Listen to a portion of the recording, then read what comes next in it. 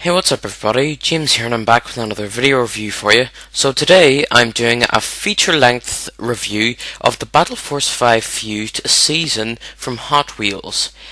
This is a pretty good season and you're about to see why in this review.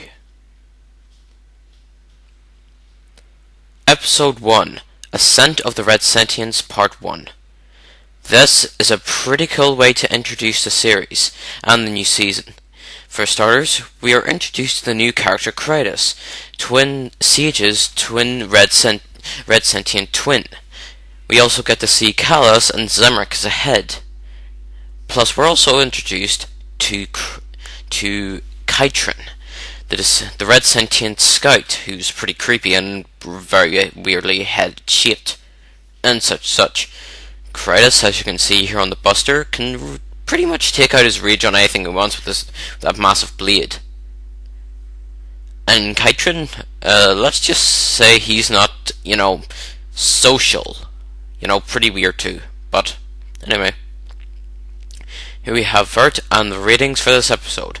Pretty cool way to introduce the series, and a solid 10 out of 10. Episode 2, Ascent of the Red Sentients Part 2. This is part 2 to the two-part season starter. We're introduced to Kyburi and the other red sentients, and you see this device? This device is what is the new mimic we're introduced to, called the Fuser, which is able to combine two vehicles. And the Storm Shock you see is actually Zoom and Vert inside the Fuser when both of their vehicles fuse into the Sky Knife. Unfortunately, you can't see it here, but you'll see it in later descriptions. Here we have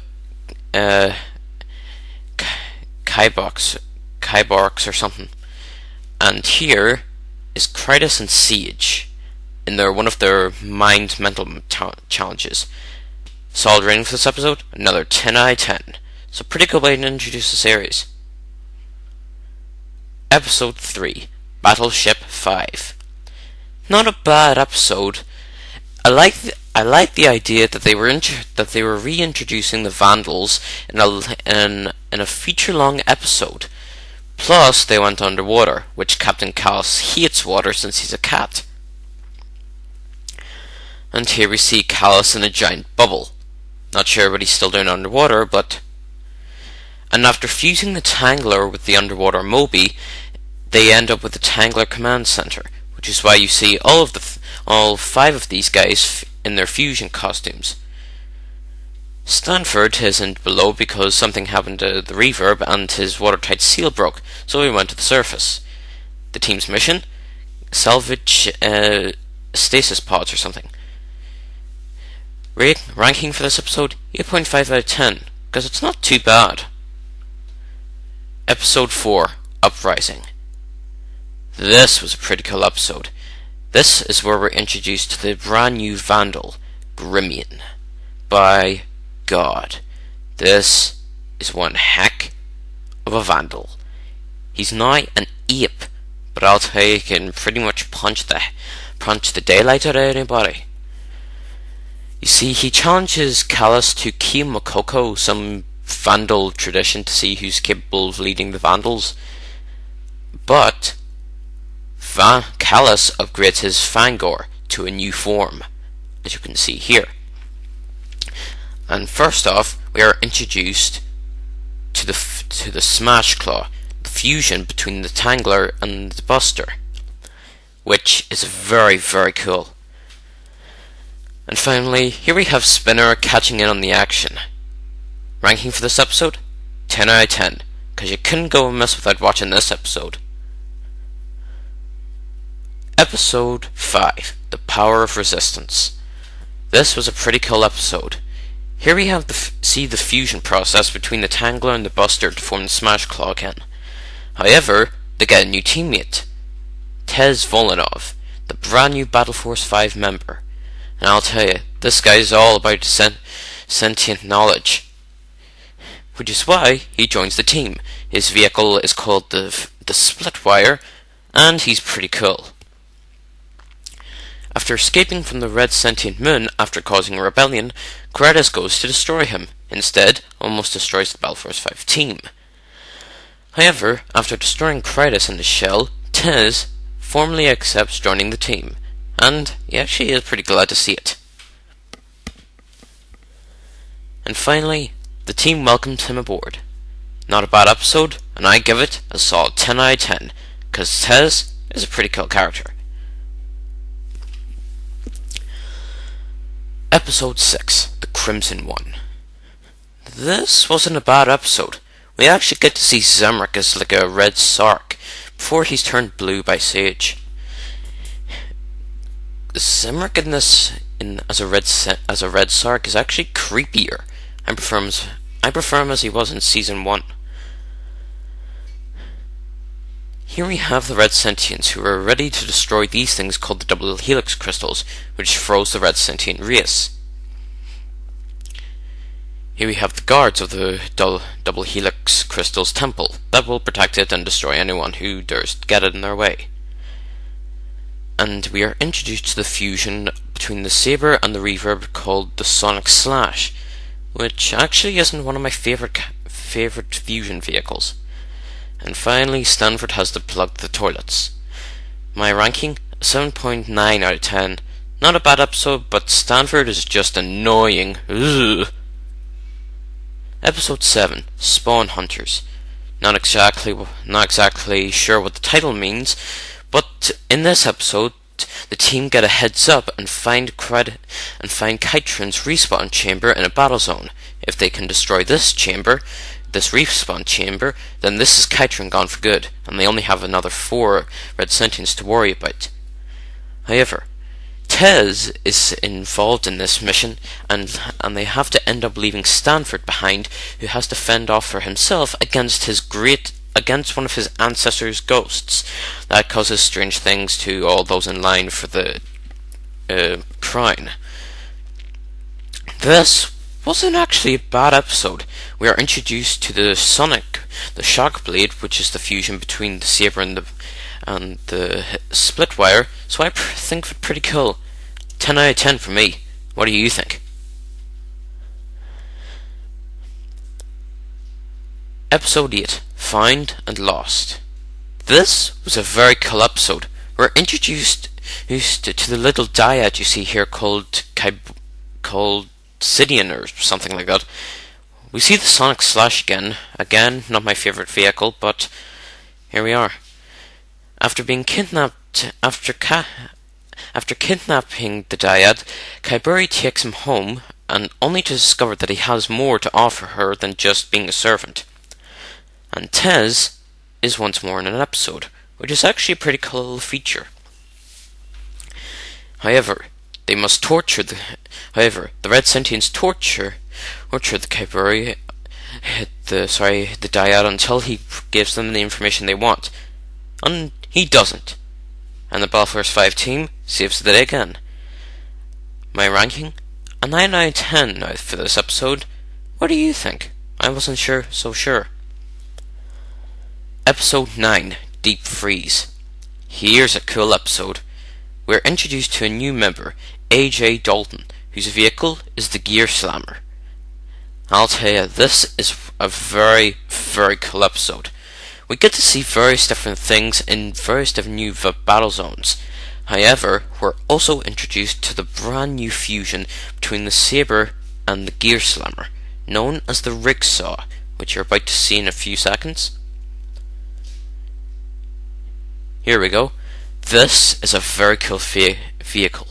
Not one of my favourite fusion vehicles, but it pretty much gets the job done with slicing and dicing.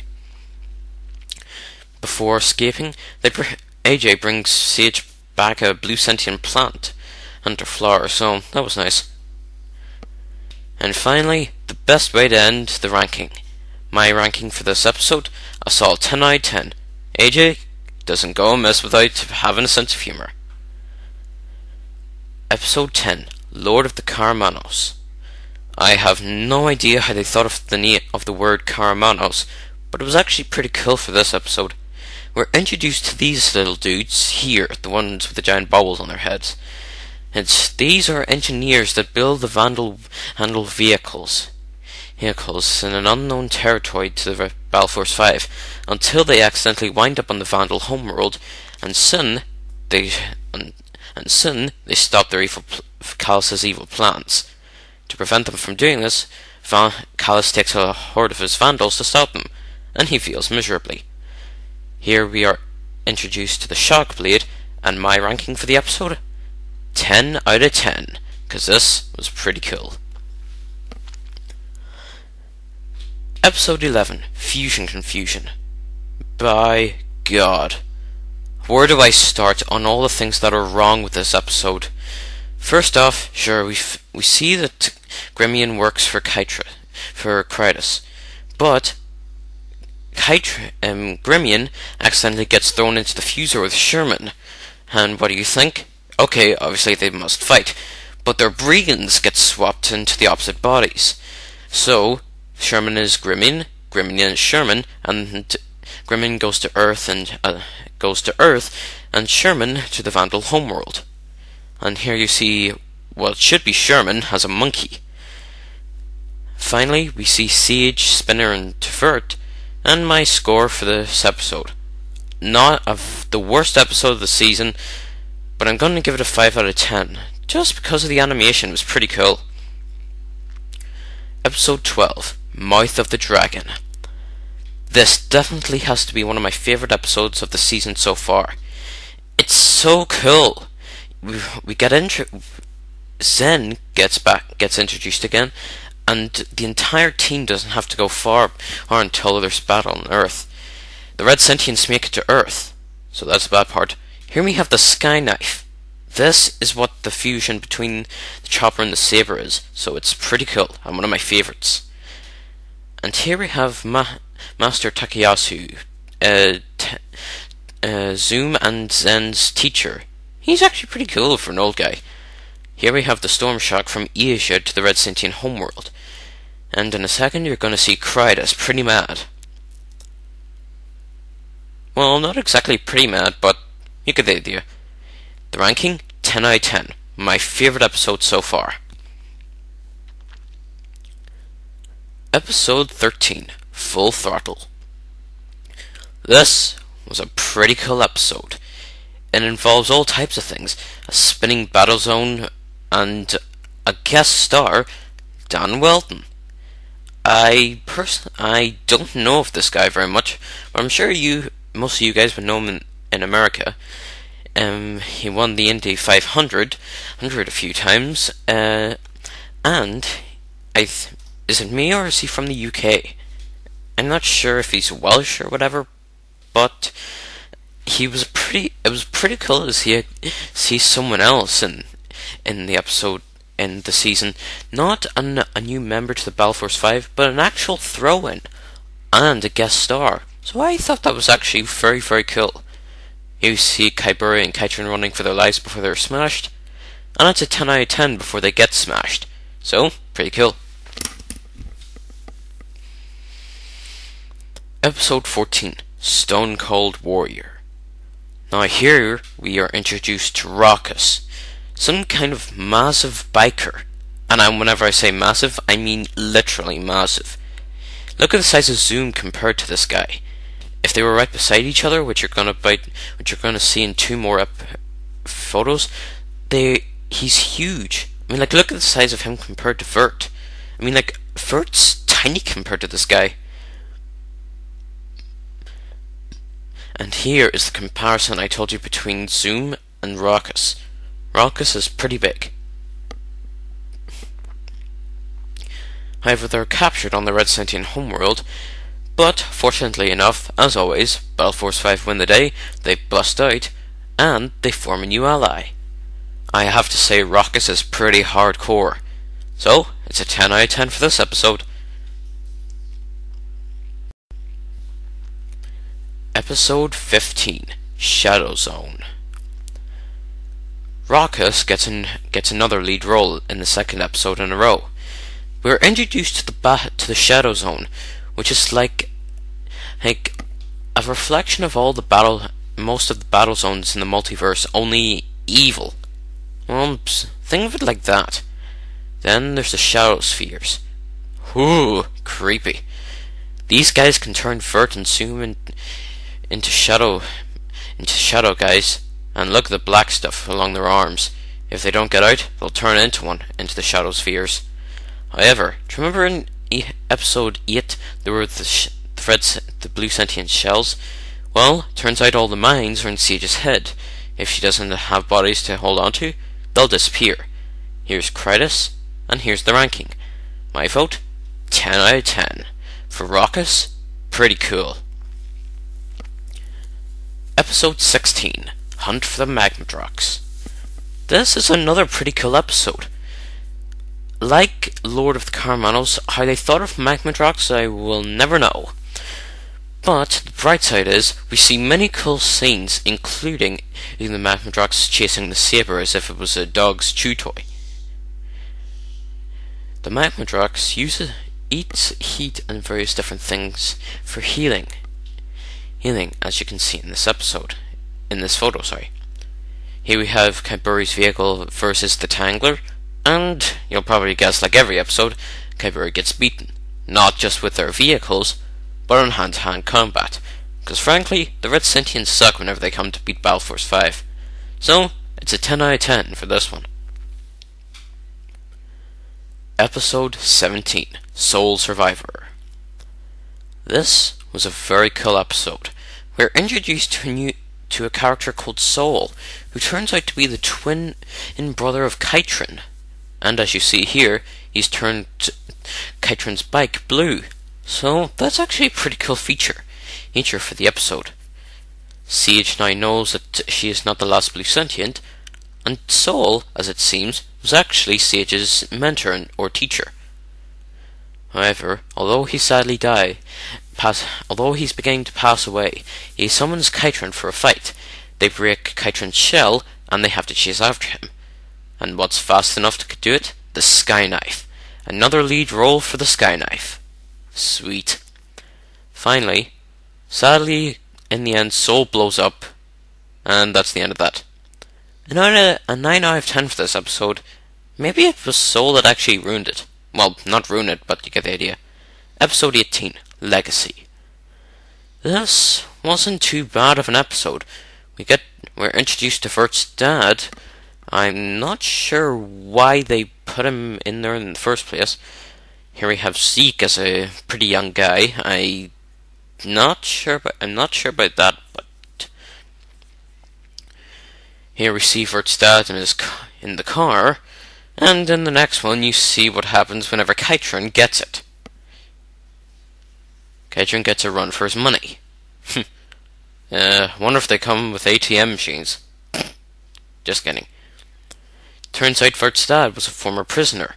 Kratos wants to go after him, and when they do, they go to Taurus 10's former factory, they find a red sentient Moby, and Kratos takes over. But as always, they're beaten. So for this episode, it's a 9 out of 10. Not too bad of an episode, but I've seen better. Episode 19, Shadowrunners. Remember earlier we were introduced to the Shadow Zone? Well, now we're back. Shadowrunners is where Vert and Kratos accidentally get sent to the Shadow Zone, and they have to fend off for themselves until they can get back to the multiverse. And to do so, the Splitwire and the Reverb have to help them by sending high-frequency transmissions. However, if Kratos' antimatter comes in contact with shadow matter, like here, take a guess at what happens. Kratos goes kaboom and destroys the multiverse. So do you think this is the end of the multiverse? No chance. As always, Vert and Kratos, for some strange reason, save the day. For once, Kratos helps. They escape in the Moby, and everyone lives happily ever after. 10 out of 10. And I'm not sure why I said happily ever after. But they saved the day. Episode 20, Blast from the Past. Now this was a pretty cool episode. Siege sends the team back in time 1,000,000 years, and here we have the blue sentient version of most of Kratos' team. Creepy, is it? because, oh well. Here we have Kratos being sorry for Sage, a million years younger that is. Nowadays, if he saw her, he would probably destroy her, find Earth and blow it up. Do you remember the Mutt from Season 1? He's back, and he gets a blasting from the reverb. Vert takes on Kratos, a million years younger. Not too much of Eel, but Kratos is less smarter, a million years younger. And he goes supernova and goes mad in front of Sage. So it's a 10 out of 10 for this episode, because it was pretty cool and pretty hot.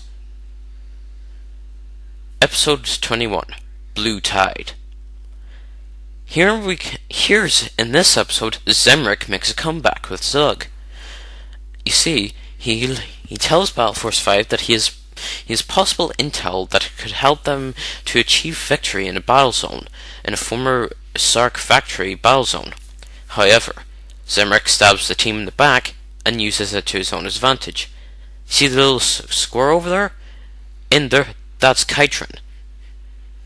However, after trying to program Sark to red, Kytron fails miserably, and is destroyed as always. Zemric and Zug make a break for it, getting away before anything happens, and in this episode, the Smash Clock got used permanently, but in this scene, it gets back to normal.